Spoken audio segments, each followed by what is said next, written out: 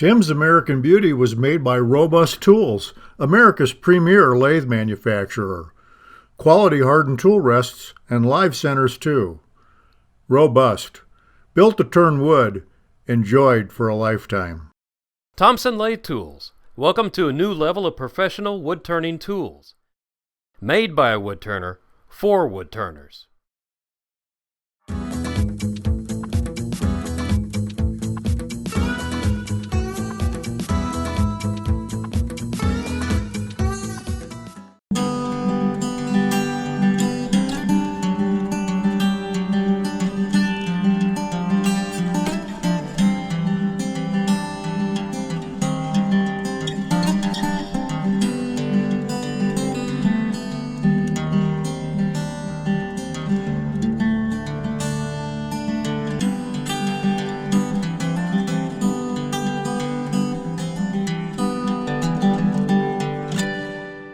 People have been using wood to make containers for thousands of years, and this Roman canteen is a great project.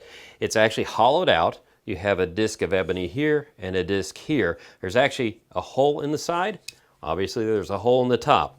And we're making this out of 3 pieces of wood.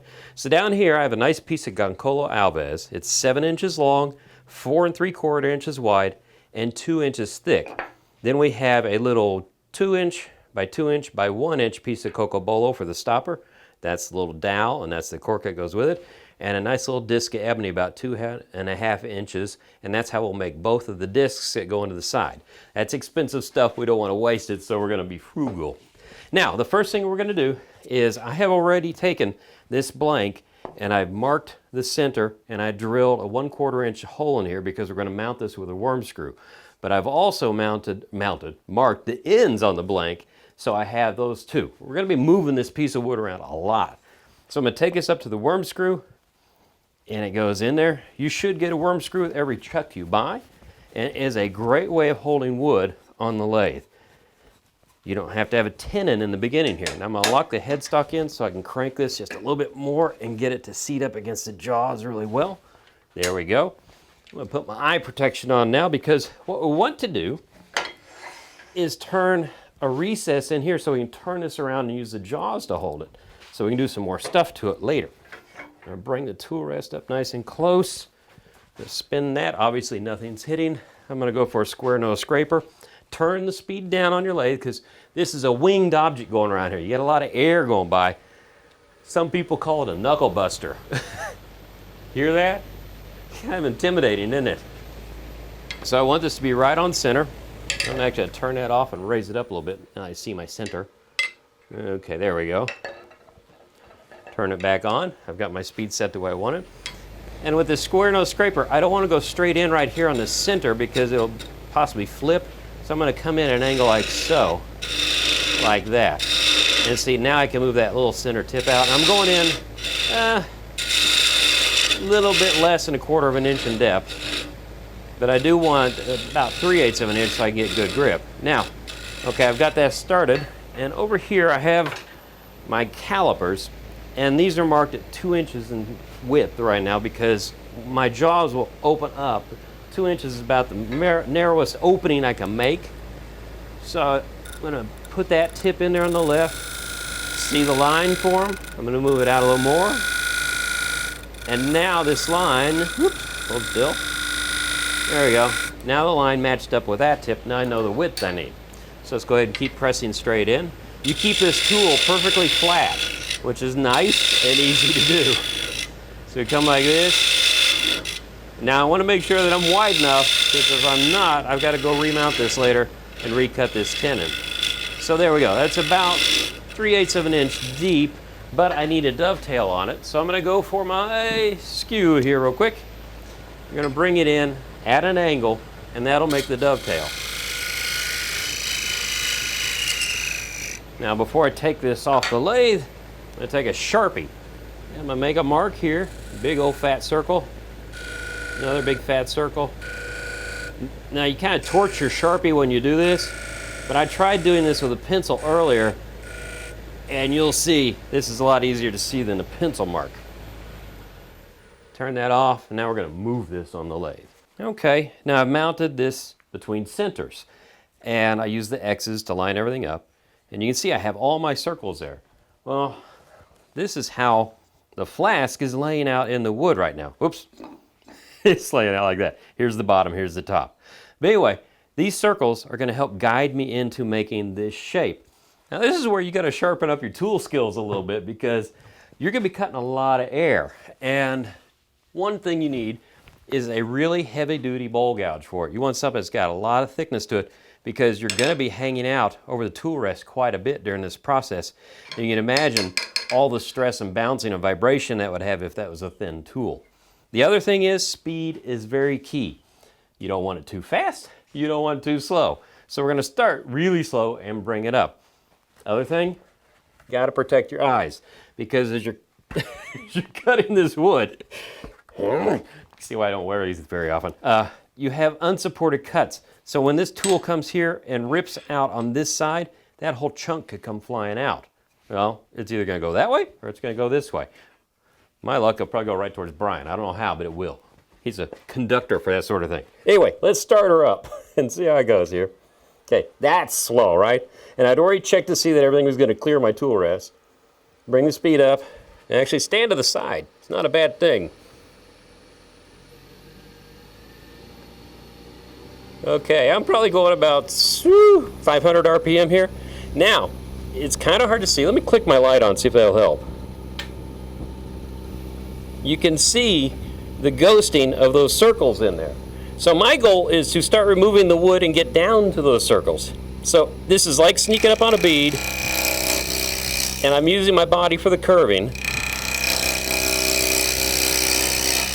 And the main thing is have your fingers and hands locked in well, everything's into your body, and then to use your body to make the move. If I tried doing this with my hands, odds are I'm going to get a really odd looking shape. It'll be jaggedy on the edges. So I'm going to keep working my way down.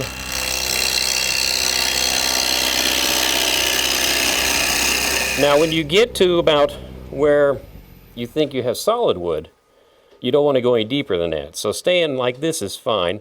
And you can see I'm sneaking up on that curve right now. So I'm going to curve this and have a stem right here on this end.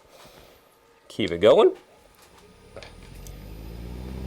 I'm looking up. I look up at the silhouette up here once I know the angle that I need the tool at. And that shows me how much wood I'm taking off. It's very easy for me to see that I'm taking off about 1/4 inch right now. And for expediting sake, you can just do a straight cut like this, but I like to go ahead and curve because it gets my practice in for when I start making the final shape. So my body's already ready for that nice curve I need to make. Okay, let's stop that one more time and take a look at it. I know I'm still proud of the line, but now you can see I hit that very outside line, so I want to take a little bit off of here, right in that area, and then I want to work my way back onto this side. So it takes a little bit of patience, and you can see the line marks right there because that's wiggly. That's where I'm kind of moving in and out like that with the tool, and you want to make that as smooth as possible. So let's try one fine little pass along there.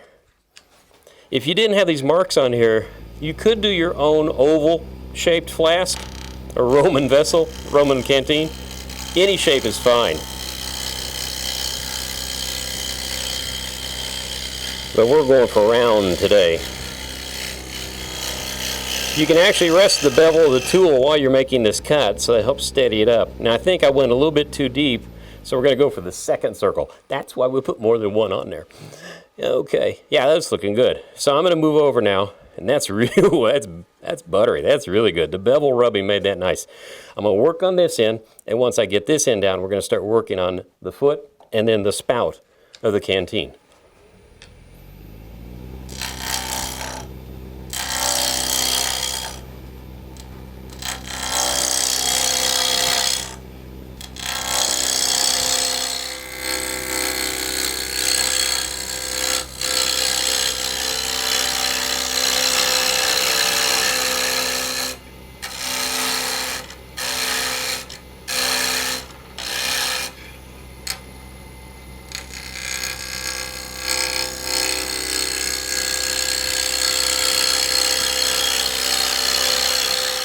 Now you can see I did pretty good.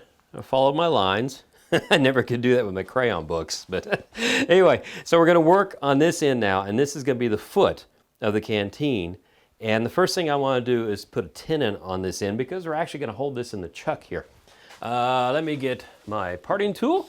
I have the width of my chuck, so in other words, it'll close down on something that thin. So the first thing I do, I'm going to turn this back down, turn it on. I switched to a shorter tool rest also because it's easier to work around this shape now. So, we take our calipers and we take our parting tool. We do this all one-handed. Put the thing in your, handle into your body so it doesn't shift. Handle down, starts to cut. We bring the calipers up, and the second they go free, there, that's the diameter of our tenon. You can see we're not going to have a lot to work with, so I'm going to make this a little bit longer, so it's going to be at least 1/4 of an inch long. And then what we're going to have to do, I'm going to go back for my favorite little tool over here that has the angle I need to match my dovetail. Go in here. This, by the way, I forgot to tell you, is goncalo alves. It's a really nice wood to use. Now, Roman canteens are traditionally made out of hardwood, such as oak and such. And the goncalo, I found out, is very pretty, and it also cuts very well, and at the same time, it holds the water very well. That was water earlier, by the way. Yeah, we will put something in it later. Okay, now what I want to do is start shaping the foot here. I don't want to go into this area because that's going to be the tenon, right? So let's go ahead and grab my, I had it here a minute ago. There it is, my parting tool. I'm going to bring this down a little bit because this is going to be the stem on the foot. Now you have to be careful when you're coming in here. You want to make sure that the tool kind of tells you what shape you're going to make. Because I can't make a big bead here because there's no room for the tool tip, as you can see. Matter of fact, I want to stop this. One thing that's important is if you look at the edges right here, you can see I've got an edge there, but I have almost no edge here. That's because when you mount this, sometimes it's a little bit crooked either way. So I want to bring this in a bit more so I have this rim back of the side there. It's a nice little aesthetic thing to do. So come in just a little bit more. I'm using a spindle gouge with a swept-back grind, and one reason is just right there because I can pull back and clean the wood up a little bit there, take that mark out. Come back in here again. Now let's see how we're looking. You can see that's the only angle I can make with that tool right there. I can't make that any sharper than that is. We're going to stop it. And it's important that you stop it a lot on this project because you want to make sure your aesthetics are right. And there, I like the overlap there. We'll take down this side and even that out here in a little bit. So start it back up again. Now let's see here. I don't have a lot of room to work with. So I'm going to make my foot probably about there. Come back and forth. Going to make a curve here, a little bead. Like so. Even though I'm making small shapes here, I'm still using my body to make the shapes. And I'm going to break that edge there just a little bit. Now, one tool I have in my arsenal that I like a lot is this little bitty detail tool by Easy Wood Tools. And the coolest thing about it is that point is carbide. It's really sharp, and there's lots of things you do where you can't get into a place. So watch this. I can just plunge it in, and it makes a great little cut. What it's going to help me do here is make a little curve in here. I couldn't do that with any other tool. I could do it with a scraper. But then again, with a scraper, I'm going to have to sharpen that sucker about every 4th cut because it's working with a burr. This is a carbide edge, and the carbide stays really sharp for a very long time. I've had this tip on here for at least 6 months, and I see no reason to change it out yet. And if I do want to change it out, there's 2 sides to it, so I just flip it and I go for another 6 months. So I guarantee you I'm going to get a good year out of this tip before I have to change it. That's one nice thing.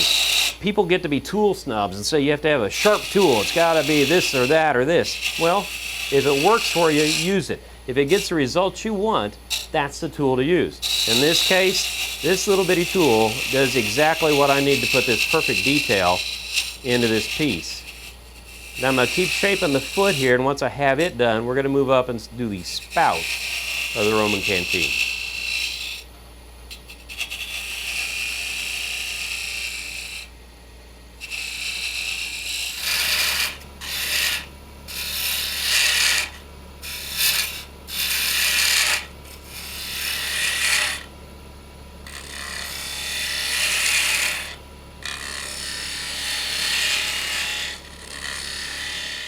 Tim's American Beauty was made by Robust Tools, America's premier lathe manufacturer.